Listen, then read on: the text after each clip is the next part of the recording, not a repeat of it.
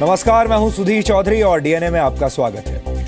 आज हम प्रधानमंत्री नरेंद्र मोदी के कूटनीतिक मास्टर स्ट्रोक का एक डीएनए टेस्ट करेंगे।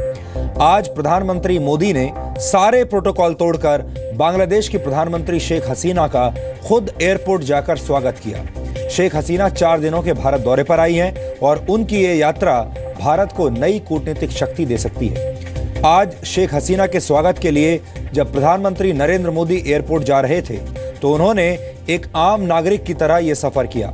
आमतौर पर प्रधानमंत्री जैसा कोई भी वीआईपी जब सड़क पर चलता है तो अगल बगल के सारे रास्ते बंद कर दिए जाते हैं, उनका लंबा सा काफिला उस सड़क से गुजरता है। लेकिन आज ऐसा नहीं हुआ। इससे नरेंद्र मोदी ने एक साथ 2 निशाने लगाए हैं। उन्होंने वीआईपी नेताओं को अपने आचरण से आम आदमी वाला मोदी मार्ग दिखाया है और दूसरी तरफ प्रोटोकॉल तोड़कर बांग्लादेश से अपने रिश्तों में नई ऊर्जा का संचार किया है। इसे एक तरह का कूटनीतिक मास्टर स्ट्रोक भी कहा जा सकता है। इस खबर में कूटनीतिक मसाले की मात्रा काफी ज्यादा है। आपको शायद पता नहीं होगा कि चीन की नजर भी बांग्लादेश पर है और वो बांग्लादेश को अपनी टीम में शामिल करने के लिए बहुत पैसा उड़ा रहा है। भारत ये नहीं चाहता कि चीन और बांग्लादेश के रिश्ते ज्यादा मजबूत हो जाएं और इसीलिए नरेंद्र मोदी बांग्लादेश को बहुत महत्व दे रहे हैं। ये चीन के मुंह से बांग्लादेश को छीनने वाला इंडिया प्लान है, जिसके बारे में आज आप सबको पता होना चाहिए। वैसे तो आपके बहुत सारे दोस्त होंगे, लेकिन क्या आप डीएनए को अपना दोस्त मानते हैं? हर रोज हमारी और आपकी बात होती है, इसलिए हमें लगता है कि डीएनए भी आपका दोस्त है और हम आज जिस विषय पर आपसे बात करेंगे उसमें दोस्त की भूमिका बहुत बड़ी भूमिका है। आज विश्व स्वास्थ्य दिवस यानी वर्ल्ड हेल्थ डे है और इस बार इसका थीम है डिप्रेशन। भारत में कम से कम 9 करोड़ लोग ऐसे हैं जिन्हें किसी न किसी तरह की मानसिक परेशानी है।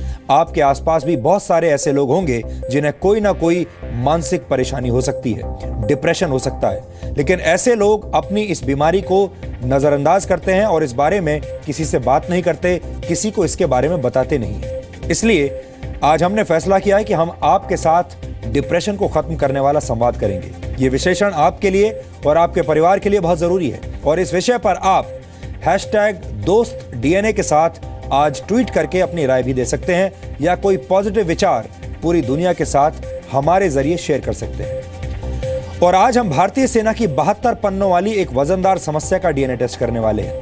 हमारे पास सेना की समस्याओं से संबंधित एक ऐसा दस्तावेज आया है जिसके बारे में पूरे देश को पता होना चाहिए। ये बहुत दिलचस्प है। इस रिपोर्ट में भारतीय सेना की वो समस्याएं हैं जिनका समाधान ढूंढने के लिए सेना ने उद्योग जगत से मदद मांगी है। आर्मी डिजाइन ब्यूरो के पिछले वर्ष दिसंबर में सेना की 50 समस्याओं पर आधारित एक रिपोर्ट तैयार की थी, लेकिन इस बार 28 नई समस्याओं का जिक्र करते हुए उद्योग जगत से अपील की गई है कि वो भारतीय सेना की ताकत बढ़ाने में अपना योगदान दें। कुल मिलाकर ये 78 समस्याएं हैं जिनका इलाज सेना जल्द से जल्द करना चाहती है और हम आपको आज इसके बारे में बताएंगे। लेकिन सबसे पहले आज की तमाम बड़ी खबरें नॉनस्टॉप न्यूज में। यूरोपीय देश स्वीडन की राजधानी स्टॉकहोम में एक ट्रक कई लोगों को रौंदते हुए एक डिपार्टमेंटल स्टोर में घुस गया। 3 लोगों की मौत की खबर है। चश्मदीदों के मुताबिक इसके बाद वहां फायरिंग भी हुई। पुलिस इस मामले को आतंकी हमला मानकर जांच कर रही है। स्वीडन के प्रधानमंत्री के मुताबिक अब तक सभी संकेत आतंकी हमले के हैं और एक संदिग्ध को गिरफ्तार भी किया गया है। हमले के एक वीडियो में जिसमें कई लोग जान बचाने के लिए भागते नजर आए। ट्रक हमले के बाद स्टॉकहोम में ट्रेन और मेट्रो सर्विस को बंद कर दिया गया है। जिस जगह पर यह हमला हुआ है वहां से भारतीय दूतावास सिर्फ 100 मीटर की दूरी पर है। भारत की राजदूत ने बताया है कि यहां सभी भारतीय सुरक्षित हैं। स्वीडन में हुए इस हमले की निंदा करते हुए प्रधानमंत्री नरेंद्र मोदी ने कहा है कि इस मुश्किल घड़ी में भारत स्वीडन की जनता के साथ है।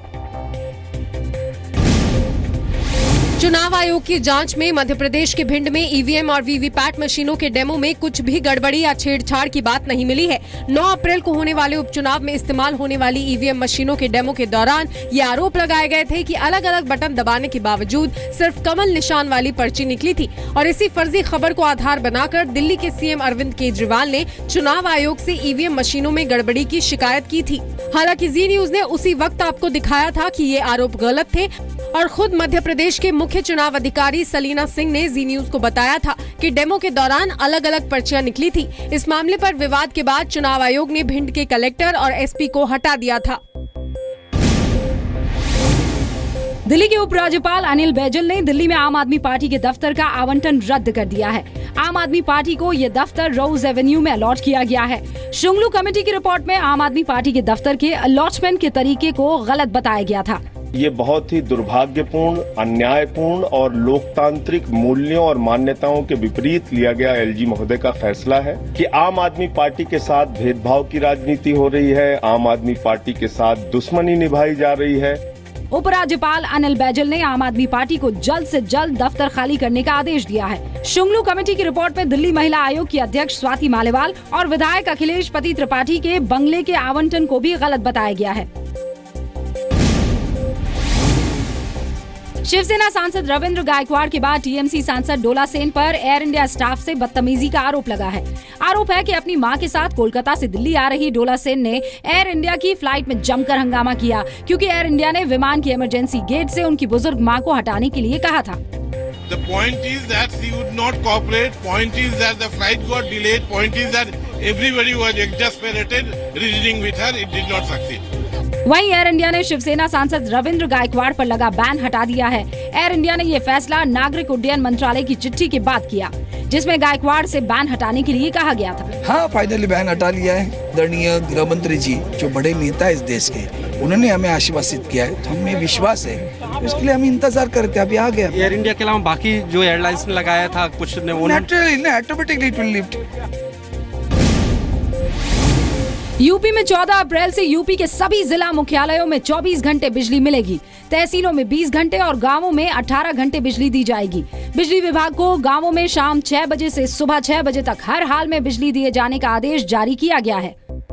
तय किया गया है 18 घंटे बिजली ग्रामीण क्षेत्र को, 20 घंटे बिजली तहसील मुख्यालय को, 20 घंटे बिजली बुंदेलखंड को और 24 घंटे बिजली जिला मुख्यालय को मिले। योगी सरकार ने 2018 तक राज्य के सभी लोगों तक बिजली पहुंचाने का भी एक्शन प्लान तैयार कर लिया है। 14 अप्रैल को मुख्यमंत्री योगी आदित्यनाथ और केंद्रीय ऊर्जा मंत्री पीयूष गोयल के बीच सभी के लिए बिजली समझौते पर हस्ताक्षर होंगे। 14 अप्रैल को केंद्रीय ऊर्जा मंत्री पीयूष गोयल जी के साथ वो हम लोग करार करने वाले हैं। तो जो लक्ष्य देश के प्रधानमंत्री जी ने, हमारे मुख्यमंत्री जी ने तय किया है, उस लक्ष्य को हम समय से पूर्व प्राप्त करने का हमारा प्रयास रहेगा। योगी सरकार ने बिजली विभाग के अधिकारियों को 100 दिनों के अंदर 5 लाख नए बिजली कनेक्शन देने का लक्ष्य भी दिया है। यूपी सरकार ने प्राइवेट स्कूलों की लूट खसोट पर नकेल डालने के लिए अध्यादेश लाने की तैयारी कर ली है। मनमानी फीस बढ़ोतरी का विरोध करने पर 45 बच्चों का नाम काटने वाले ग्रेटर नोएडा सेक्टर 132 के डीपीएस स्कूल को आज नोटिस जारी कर दिया गया। जी न्यूज के कार्यक्रम ताल ठोके में योगी सरकार के प्रवक्ता श्रीकांत शर्मा ने कहा कि ये तो सिर्फ एक ट्रेलर है। और अभी आपने ट्रेलर देखा है, तो मनमानी उत्तर प्रदेश में किसी की चलने वाली नहीं है। जो उगाही करते हैं स्कूलों के नाम पर, प्राइवेट स्कूलों के नाम पर, वो उगाही बंद होगी। फीस बढ़ोतरी पर लगाम लगाने के लिए अध्यादेश का मसौदा तैयार है। सरकार ने लोगों से इस पर सुझाव भी मांगे हैं। योगी कैबिनेट की 11 अप्रैल को बैठक में इस पर फैसला लिया जा सकता है। और एक कॉलेज के खिलाफ मैंने नोटिस भिजवाई है, डीपीएस नोएडा 132। मैंने कहा के खिलाफ कार्रवाई करें, जो भी हमारे पास नियम कानून के अंतर्गत कार्रवाई है। यूपी के स्कूलों में पढ़ाई के साथ योग शिक्षा भी अब जरूरी होगी। योगी सरकार ने लड़कियों के लिए सेल्फ डिफेंस ट्रेनिंग भी अनिवार्य कर दी है। योगी सरकार प्रदेश के 270 डॉक्टर्स के खिलाफ कानूनी कार्रवाई करने जा रही है, जो अस्पताल नहीं आते लेकिन उनकी हाजिरी लगती है। यूपी के स्वास्थ्य मंत्री सिद्धार्थनाथ सिंह ने कहा है कि उन्हें पिछले हफ्ते ही ऐसे डॉक्टर्स की सूची मिली है जिन पर कार्रवाई के आदेश दे दिए गए हैं। जो डॉक्टर हैं वो है नहीं पूर्ण रूप से, दवाइयाँ जो होनी चाहिए वो दवाइयाँ मिलती नहीं हैं। मैं इतना ही कह सकता हूँ, उन पे काम हो रहा है और काम जल्दी और तेजी से हो रहा है, उसका रिजल्ट दिख रहा है। मगर जब भी मैं कहूँगा 6 महीने इंतजार करें, रिजल्ट जमीन पे दिखेगा। सिद्धार्थनाथ ने यह भी कहा कि प्रदेश की स्वास्थ्य सेवाएं बुरी तरह चरमराई हुई है, जिन्हें ठीक करना सरकार की प्राथमिकता है। यूपी के इलाहाबाद नगर निगम में वंदे मातरम को लेकर पार्षदों में तीखी नोकझोंक देखने को मिली। इलाहाबाद नगर निगम में अंतरिम बजट पेश करने के लिए बैठक बुलाई गई थी। बैठक से पहले वंदे मातरम गाने का प्रस्ताव पेश किया गया। जब वंदे मातरम गाया जाने लगा तो कुछ पार्षद अपनी सीट पर ही बैठे रहे, जिसका बीजेपी पार्षदों ने विरोध किया और सदन में हंगामा शुरू हो गया। बीजेपी ने 6 पार्षदों पर राष्ट्रगीत के अपमान का आरोप लगाकर इन पार्षदों के खिलाफ निंदा प्रस्ताव पारित कर इनकी बर्खास्तगी की कार्रवाई शुरू कर दी है। इससे पहले मेरठ और बरेली में भी वंदे मातरम को लेकर नगर निगम की बैठक में हंगामा हो चुका है। उत्तराखंड में भी उच्च शिक्षा मंत्री धन सिंह रावत ने नए सत्र से कॉलेजेस में राष्ट्रगीत को जरूरी किए जाने की बात कही है। अगले सत्र से हम सभी कॉलेजों में वंदे मातरम और राष्ट्रगान कराने की सोच रहे हैं और मुझे लगता है कि सारे प्राचार्यों ने भी और सारे जितने विश्वविद्यालय उन्होंने भी हाँ कहा कि हमको कोई ऐतराज नहीं है। विपक्ष ने बीजेपी पर संविधान के खिलाफ काम करने का आरोप लगाया है। वो कर ले, लेकिन वो अपने लिए और देश के संविधान के दायरे के बाहर जो काम कर रहे हैं, आज नहीं तो कल पूरा देश उनके खिलाफ खड़ा होगा। पीएम नरेंद्र मोदी ने आज प्रोटोकॉल तोड़कर फिर चौंका दिया। मोदी बिना काफिले के सिर्फ एसपीजी के साथ बांग्लादेश की पीएम शेख हसीना का स्वागत करने दिल्ली एयरपोर्ट पहुंचे। प्रधानमंत्री आवास लोक कल्याण मार्ग से एयरपोर्ट के बीच पीएम की कार के लिए ना तो ट्रैफिक रोका गया, ना ही रूट्स डाइवर्ट किए गए। इस मौके पर शेख हसीना के डेलीगेशन में शामिल कई अधिकारियों ने पीएम मोदी की तस्वीरें और उनके साथ सेल्फी ली। देखिए, प्राइम मिनिस्टर की जो सिंप्लिसिटी और जो ह्यूमिलिटी है ना, इसका ये सिर्फ एक उदाहरण है। वैसे उनके स्वभाव में, उनके सारे एटीट्यूड में ये हम रोज देखते हैं, आज दुनिया देख रही है और यही सच्चाई है इनकी। दिल्ली में शेख हसीना की आज विदेश मंत्री सुषमा स्वराज से मुलाकात हुई। कल पीएम मोदी और शेख हसीना के बीच बातचीत होगी। भारत बांग्लादेश के बीच परमाणु और रक्षा सहयोग समेत 25 समझौतों की उम्मीद है। हालांकि दोनों देशों में तीस्ता नदी जल बंटवारे पर समझौते की उम्मीद कम है। बांग्लादेश को पानी देने पर ममता सरकार का रुख अभी भी साफ नहीं है। कश्मीर में 24 घंटे से बारिश की रफ्तार धीमी पड़ने से बाढ़ का खतरा कम हो गया है। झेलम समेत सभी नदियों में जल स्तर घट रहा है। मौसम विभाग ने कहा है कि 10 अप्रैल तक हालात सामान्य हो जाएंगे। सेना और एनडीआरएफ अब भी अलर्ट हैं। आज पीएम मोदी ने भी सीएम महबूबा मुफ्ती से हालात की जानकारी ली।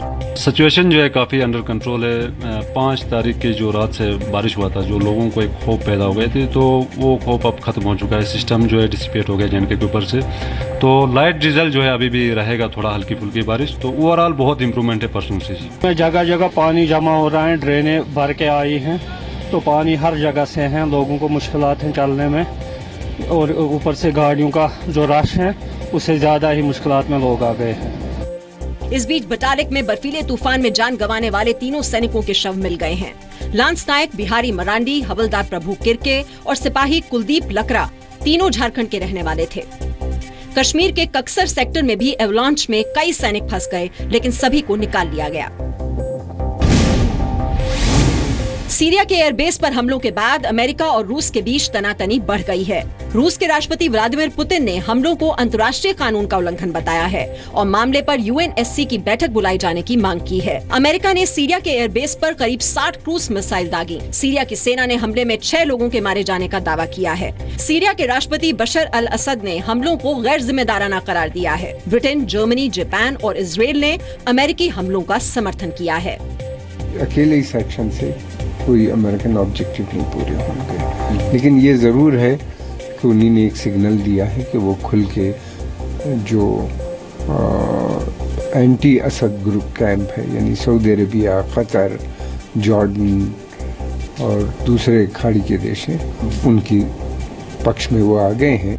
4 अप्रैल को सीरिया के इदलिब प्रांत में हुए केमिकल अटैक में 11 बच्चों समेत करीब 100 लोगों की मौत हो गई थी।